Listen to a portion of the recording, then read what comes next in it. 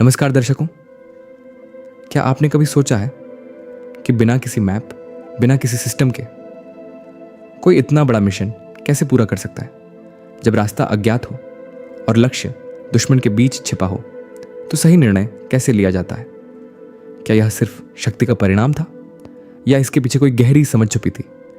आज हम समझेंगे रामायण की एक अद्भुत घटना, हनुमान जी की लंका यात्रा, और देखेंगे कि यह आज की टेक्नोलॉजी से कैसे जुड़ती है। तो आइए इस गहरे रहस्य को समझते हैं और बने रहिए हमारे साथ अंत तक। Mission start. Task assignment. समुद्र के किनारे श्री राम खड़े हैं, माता सीता का कोई पता नहीं, दिशा अज्ञात है। तभी प्रभु की नजर हनुमान जी पर जाती है। हनुमान, यह कार्य आप ही पूर्ण कर सकते हैं। यह सिर्फ एक आदेश नहीं था, यह था विश्वास। ठीक वैसे ही जैसे आज किसी क्रिटिकल टास्क के लिए सबसे ट्रस्टेड सिस्टम या व्यक्ति को चुना जाता है। शक्ति का स्मरण, सिस्टम एक्टिवेशन। हनुमान जी शांत हैं, अपनी शक्ति को भूल चुके हैं। तभी जामवंत जी उन्हें उनकी शक्ति याद दिलाते हैं। आप में असीम शक्ति है। और तभी उनका आत्मविश्वास जाग उठता है, जैसे कोई सिस्टम जिसमें सब कुछ पहले से मौजूद हो, बस एक्टिवेशन की जरूरत हो। समुद्र लांघना, high risk execution. Hanuman ji पर्वत पर चढ़ते हैं, राम नाम लेते हैं और एक विशाल छलांग लगाते हैं समुद्र पार करने की। यह सिर्फ एक छलांग नहीं थी, यह था विश्वास और साहस। ठीक वैसे ही जैसे आज बड़े प्रोजेक्ट्स रिस्क लेकर एग्जीक्यूट किए जाते हैं। बाधाएं, स्मार्ट प्रॉब्लम सॉल्विंग। रास्ते में कई परीक्षाएं आती हैं, सुरक्षा उनकी परीक्षा लेती है। हनुमान जी बुद्धि से आगे बढ़ते हैं, फिर सिंह का छाया पकड़कर रोकती है। इस बार हनुमान जी तुरंत एक्शन लेते हैं। हर समस्या का समाधान अलग था। ठीक वैसे ही जैसे आज सिस्टम्स हर थ्रेट को अलग तरीके से हैंडल करते हैं। लंका प्रवेश, स्टेल्थ मोड। हनुमान जी लंका पहुंचते हैं, लेकिन सीधे प्रवेश नहीं करते।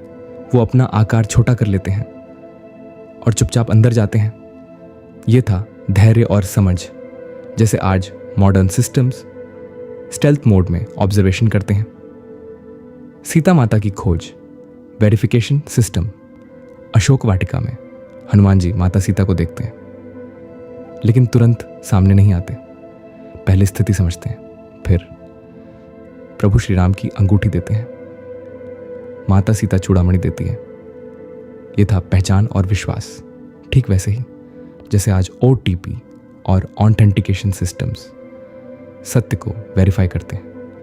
रावण का दरबार, वार्निंग सिस्टम। हनुमान जी रावण के दरबार में जाते हैं, डरते नहीं, साफ शब्दों में कहते हैं, सही मार्ग अपनाओ। यह था सत्य का संदेश। ठीक वैसे ही जैसे कोई सिस्टम रिस्क होने पर वार्निंग देता है। लंका दहन, सिस्टम प्रोटेक्शन। जब चेतावनी को अनसुना किया जाता है तब एक्शन लिया जाता है। हनुमान जी लंका में अग्नि प्रज्वलित करते हैं। यह क्रोध नहीं था, यह था अन्याय के खिलाफ कदम। ठीक वैसे ही जैसे सिस्टम हार्मफुल एलिमेंट्स को हटाता है। वापसी, रिपोर्टिंग सिस्टम। हनुमान जी वापस आते हैं, प्रभु श्री राम को सब बताते हैं, लेकिन किसी प्रकार का अहंकार नहीं। यह सब आपकी कृपा से संभव हुआ। यह थी विनम्रता। जैसे आज किसी प्रोजेक्ट के बाद क्लियर और ऑनेस्ट रिपोर्टिंग की जाती है। यह घटना हमें सिखाती है, समय बदल सकता है लेकिन सिद्धांत नहीं। रामायण में यह एक दिव्य मिशन था और आज हम इसे टेक्नोलॉजी के रूप में समझ सकते हैं। अंतिम संदेश, रियल अंडरस्टैंडिंग। इस पूरी कहानी में छुपा है एक गहरा ज्ञान। सफलता सिर्फ शक्ति से नहीं आती, बल्कि सही सोच, धैर्य और विश्वास से आती है।